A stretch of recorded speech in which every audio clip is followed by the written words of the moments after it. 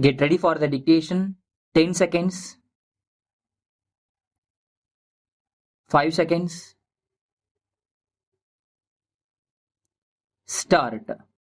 Mr. Deputy Speaker, sir, it seems to me that the present budget is a poor man's budget, as the government are aware of the capacity of the common man to pay taxes. They have come to his help.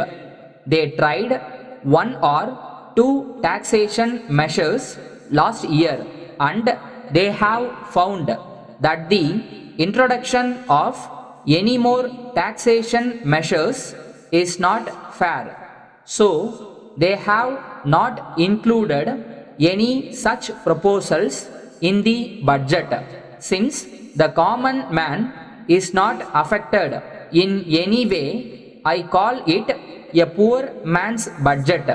We have been hearing from all honorable members of the House reports about the famine conditions prevailing all over the state. There are complaints that in Tanjavur people have been suffering on account of the cyclonic, and that sufficient relief has not been given to them. As a matter of fact, there has been distress among the handloom weavers also. In view of this, I am not surprised when it is said that the government are not doing their duty. At the same time, I am glad that some honorable members have said that the government have done their best, but they also say that the government have not done more. If the government have not been able to do anything more to meet the situation, then we have to blame the central government, who have not given us necessary grants and loans. On one occasion, we were unanimous in passing a resolution of the problem of handloom weavers. We suggested a method to the central government, and they have met us to some extent.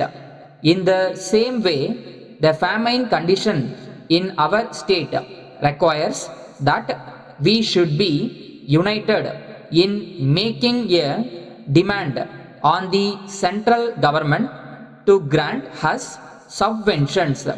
There is no doubt that several relief measures have been adopted and distress has been reduced to some extent.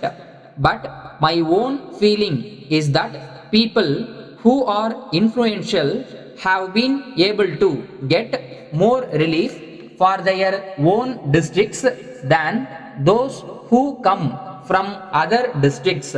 In future, at any rate, when famine relief measures are undertaken, I would request that my district must have its due share. Then I come to community projects.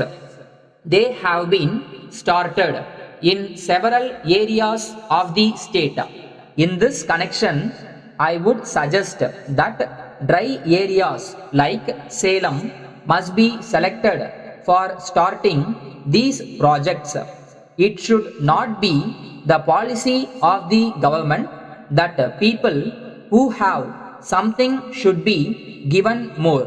It is in the minds of the people of Salem district that some amount of hope must be created. Unless the government do that, the per capita income that is sought to be increased by the 5-year plan cannot be increased. We can easily see the difference between a fertile district and a district like Salem.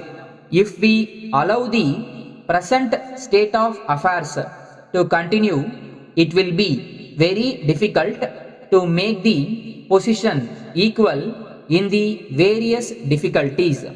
With these words, I conclude. Letter from the General Trading Company, Lucknow, to Messrs. Hari and Company, Bhopal. Dear Sir, with reference to your letter for supply of some goods, we are glad to inform you that the goods you ordered have been sent by passenger train today. In reply to your letter about the delay in sending the goods, we apologize for not fulfilling your order in time. At the time when we acknowledged your letter and promised immediate delivery, we were under the impression that we had the goods in stock. But when we came to pack the goods, we found that they had been already sold out. We tried our best to obtain them from wholesale dealer who is the sole stockist, but we learnt to our regret that he too was out of stock and we had to wait till he got a fresh consignment from the manufacturer. In the circumstances, we deeply regret that we did not check the stock before promising delivery and did not inform you promptly of our failure to procure goods from the stockist. We take this opportunity to assure you that we have taken steps to avoid such mistakes in future. Yours faithfully.